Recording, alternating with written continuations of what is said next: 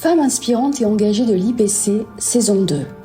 Une série de podcasts à la rencontre de 8 femmes lumineuses, inspirantes, de par leur engagement professionnel, leur combat contre le cancer, leur investissement humaniste.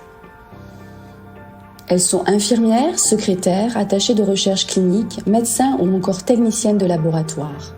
Elles ont tout un point en commun, elles s'investissent au quotidien pour lutter contre la maladie cancéreuse, aux côtés des patients et de leurs familles, avec empathie, expertise et détermination. Ce podcast a été produit par le service communication de l'Institut Paoli-Calmettes avec le soutien de Cyril Chauvin pour le montage. Les photographies de l'exposition Femmes engagées et inspirantes de l'IPC sont signées Julie Lagier. Rencontre avec Rokia Nouar-Chaouch, attachée de recherche clinique. Bonjour, je suis ravie de vous accueillir au studio. Pouvez-vous vous présenter en quelques minutes ? Bonjour Valérie, je m'appelle Rokia Nouar, je suis attachée de recherche clinique à la direction de la recherche clinique et de l'innovation à l'Institut Paoli-Calmettes. Ça va faire 2 ans que je suis ici. Pourquoi vous avez choisi ce métier, justement, d'attachée de recherche clinique ? Je dirais que c'est par rapport à mon appétit de connaissance en domaine de la santé qui est arrivé très très tôt. J'ai été beaucoup inspirée en fait par mon médecin traitant quand j'étais jeune, qui est une femme d'ailleurs, et donc c'était mon modèle à l'époque, et très impressionnée par ses connaissances et aussi par le fait que il y avait pas mal de choses au niveau de la santé, de la biologie qui m'intéressaient. Et j'ai compris très tôt qu'en fait que je voulais faire des études en santé, en biologie. Et c'est ce qui s'est passé par la suite. Donc à la fin du lycée, j'ai entrepris des études, un cursus universitaire en biologie, licence master, qui s'est terminé par un doctorat, une thèse en oncobiologie. Et finalement, en fait, suite à ma soutenance, ça restait encore que du fondamental, la recherche pour moi à l'époque. J'ai voulu voir un petit peu ce qui se passait à la fin de cette recherche fondamentale, finalement, et comprendre comment agissait le médicament qu'on a découvert sur la paillasse, sur l'humain. Et c'est ce qui m'a conduit à faire une formation en recherche clinique. Et je suis arrivée à faire ce métier il y a maintenant 10 ans. Je suis en tant qu'attachée de recherche clinique et dans le domaine de l'oncologie.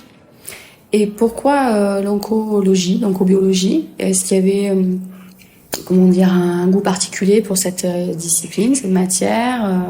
Qu'est-ce qui vous a orienté vers ce type La biologie cellulaire en soi, en fait, comprendre le fonctionnement d'une cellule et puis le remettre dans un contexte à l'échelle du corps humain, en fait, et déterminer ce qui faisait que dans un système très complexe, très ordonné, organisé, comment du jour au lendemain cette cellule pouvait perdre le contrôle, proliférer de manière anarchique et se transformer en cancer. En fait, c'est ça qui m'intéressait, comprendre le mécanisme, et c'était l'objectif de la recherche à l'époque quand j'étais en thèse. Et c'est donc ça qui m'a conduit finalement à approfondir mes connaissances en oncologie, en cancérologie, et voilà. Et pourquoi le choix de l'Institut Paoli-Calmettes, un centre de lutte contre le cancer, et pourquoi pas un autre centre hospitalier, une autre structure, un autre établissement ? Il y a une histoire un petit peu personnelle aussi derrière. Déjà parce que c'est un centre de lutte contre le cancer. Je pense qu'en termes de recherche fondamentale et en termes de recherche clinique, il y a de quoi faire ici. Et puis parce qu'il y a quelques années de ça, j'ai eu mon oncle qui a été pris en charge ici à l'Institut Paoli-Calmettes. Il est malheureusement décédé. Et ça n'a fait que conforter mon idée de comprendre davantage en fait le processus, les traitements et tout ce qui pouvait être envisagé justement pour lutter contre le cancer, pour faire en sorte que maintenant, aujourd'hui, on puisse se dire finalement, c'est pas si grave que ça. Vous parliez de votre soif de découverte, votre curiosité insatiable. Qu'est-ce qui vous motive au quotidien en tant qu'attachée de recherche clinique ? L'objectif, ce serait de guérir, de faire en sorte que demain, quand on se voit diagnostiquer un cancer, on se dit c'est plus quelque chose de fatal, qu'on peut vivre avec, qu'on peut bien vivre avec.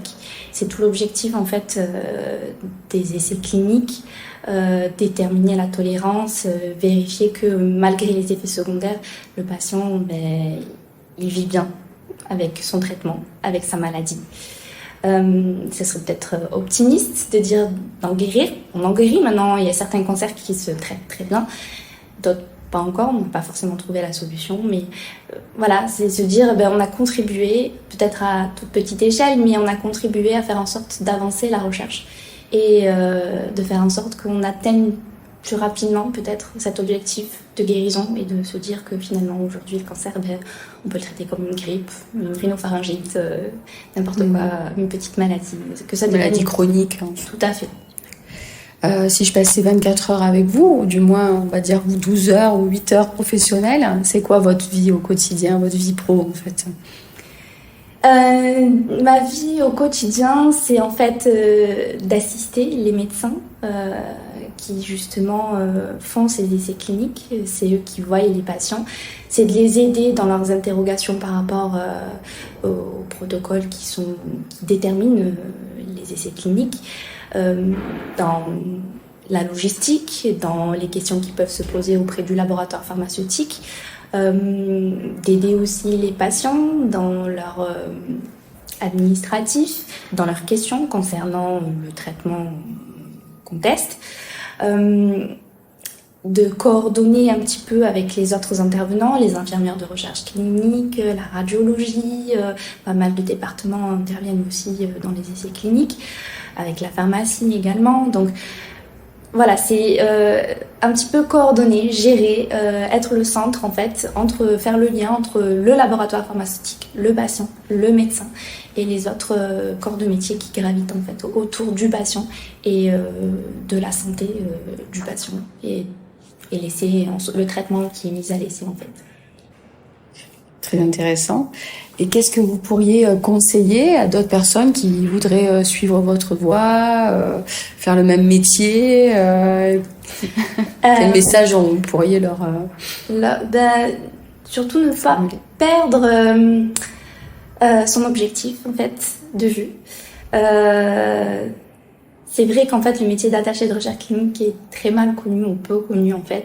C'est un petit peu flou. On prend parfois pour des administratifs, ce qui n'est pas forcément le cas, puisqu'on a des connaissances quand même assez élargies dans le domaine de la biologie de la santé. On assiste quand même les médecins sur certains points, on échange beaucoup avec les laboratoires pharmaceutiques. C'est très intéressant, dans le sens où si on veut justement mettre sa pierre à l'édifice dans la recherche clinique, eh bien, il faut persévérer, il faut continuer. Ça nous permet aussi, en tant qu'humain, d'avoir de l'empathie, justement, parce que ça peut arriver à n'importe qui. Et ça nous permet aussi de développer nos connaissances, de comprendre comment on fonctionne aussi. C'est persévérer, en fait, ne pas perdre de vue son objectif et continuer malgré peut-être les petits échecs c'est vraiment continuer à croire en ce qu'on fait et à ce qui nous plaît surtout, parce que moi le médicament, la santé, c'est ce qui me plaisait, c'est ce qui m'a conduit à faire ce métier aussi, et donc du coup j'ai persévéré. Persévérance et détermination. Tout à fait. Écoutez, merci beaucoup pour cet échange. Je vous souhaite une très bonne fin de matinée. Merci à vous aussi.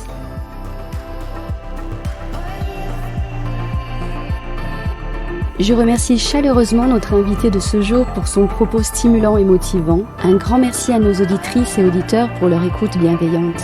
Si le podcast vous a plu, faites-le savoir autour de vous en laissant des avis et un maximum d'étoiles. Merci, à la semaine prochaine.